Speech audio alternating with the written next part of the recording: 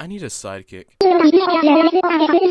Yeah, I'll change your newspaper later or whatever. I'm gonna go find a best friend.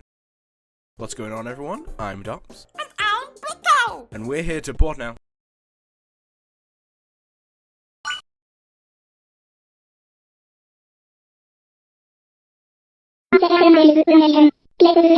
Yeah, it's almost like I staged the entire thing to serve as an analogy for the topic of today's video.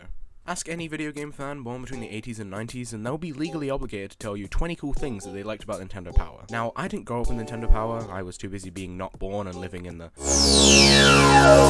So I never got to experience this back when it was still being printed. Yeah, I was more of a Buzz the Hollywood quiz kind of guy. However, since then, I've been able to go back and read some older issues and... oh man, this really is something special. It was pretty much your one-stop shop for all things Nintendo and video games. There was reviews and looks at the hottest releases, tips and tricks, pull-out posters, looks at games early in development, some of which never even came out. And of course, who could forget that iconic cover art for each issue? Nintendo Power serves as a really cool gateway into video games past and the culture back then. Opening one of these is like going back in time to a different era. It's so cool to just flick through, see all the older Nintendo games back when they were new, and get a glimpse of what life was like back then for video game fans. But who cares, am I right? Why care about the history of Nintendo when you could just always read comics? Well, Nintendo Power has you covered there. Say hello to Howard Phillips, president of the Nintendo Fun Club. It was a sort of fan club for all things Nintendo. You could sign up for free and receive a regular magazine called Nintendo Fun Club News, where you could get tips and tricks on NES games, along with a hotline you could call into to get advice firsthand. It was a neat idea, but still pretty niche. Howard had to think of a way to unleash the Fun Club into the masses, the general consumer.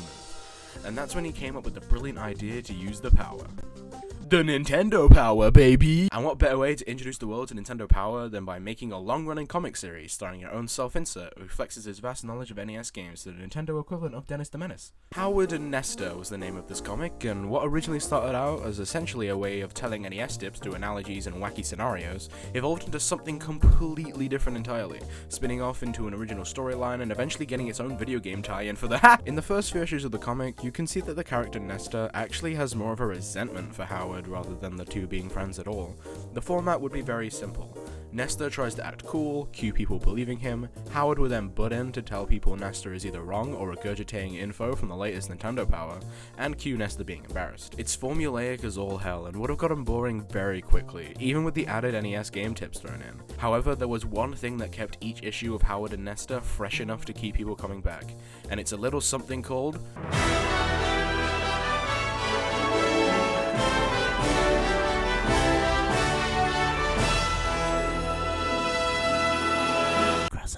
Part of the way they decided to naturally integrate otherwise out-of-place NES game advice was to have Howard and Nestor enter the games themselves, leading to many different interactions, whether it be with the environment, the characters within the games, or even poking fun at certain aspects of the games itself, like in the Mario 3 issue where Nestor suffers from several different cases of brain damage self-inflicted after trying to get a Super Leaf, and the ways the duo would enter the games would always vary. From becoming beta testers, to dreams, to the dudes from Contra just kind of being there at one point, Howard and Nestor over time developed into a cute little comic about wacky adventures based on the latest NES games at the time. And over that development, we got to see the characters themselves develop. Nestor went from hating Howard to pretty much being friends with him, and Howard went from the ever-happy straight man to showing a bit more of a humorous side, and in some cases even sharing a little bit of that resentment Nestor did in the early issues. Howard and Nestor became more than just a comic strip to disguise game advice in. They became the faces of Nintendo Power almost, appearing in other things like this promotional 3-part comic strip for the Game Boy, to appearing in a side story in a Tetris strategy guide where they looked like, oh Jesus Christ! The two felt unstoppable. That was until Volume 25, based on the Lone Ranger. The comic starts off as normal. Nestor finds himself in trouble and Howard has to bail him out yet again, leading to the two with the task of rounding up outlaws to be commended by the sheriff. After surviving an ambush and rounding up the bad guys due to a misunderstanding, the two threaten the sheriff and receive a commendation, which is when it happens. You've sure earned your reputation, though, Nestor, and I've been thinking, it's about time to hang up my tie. So here, I want you to have it. Gee, thanks. I don't have to wear it, do I? I'll be going now. Just remember me when you're in trouble. I'll never forget you, Howard. No matter how hard I try. Following this issue, Howard stepped down from his position as the president of the Nintendo Fun Club, and Nintendo as a whole, moving on to greater things, with Nintendo Power continuing production without Howard at the helm. But wait a minute! What about the video game tie-in? A completely different change! How could this have taken place with Howard gone? Well, you see, there's always Nesta. After Howard left Nintendo, the long-running Howard and Nesta was renamed to Nesta's Adventures, now featuring Nesta flying solo in his own spin-off series. And unfortunately, these aren't as fun to read as before. Without Howard there to bring Nesta's ego back down to earth, Nesta instead just kinda comes off as an asshole to the people around him, completely ditching what could have been a sort of lovable ratitude like Sonic, and instead going for more like that one kid we all knew on the playground that used to tell you could unlock Toad and Brawl through convoluted means that I'll never forgive Brandon. However, despite this, Nesta's popularity only seemed to grow, remaining in his position as sort of the unofficial mascot of Nintendo Power, even getting a few redesigns here and there. On top of this, Nesta's presence in mainstream Nintendo products also began to form. Nesta appeared at the end of each game of NES Play Action Football as a commentator, along with briefly being mentioned in Star Tropics and To the Earth. Pilot Wing 64 saw the introduction of Lark, a character who had a striking resemblance to Nesta's more classic design. It's not officially confirmed if these two are in fact the same person, it's all fan speculation, but if you ask me, I don't know, probably. But by far, the most interesting appearance was his own video game, Nesta's Funky Bowling for the Virtual Boy. The Virtual Boy, everyone's favorite torture device. It was Nintendo's first attempt at VR, and if you haven't guessed by now, it's not all too good. I mean, it's an interesting console to look back on, but at the time, it wasn't even good then. You had blinding bright red LEDs being blasted directly into your eyes due to all the games being played through a headset.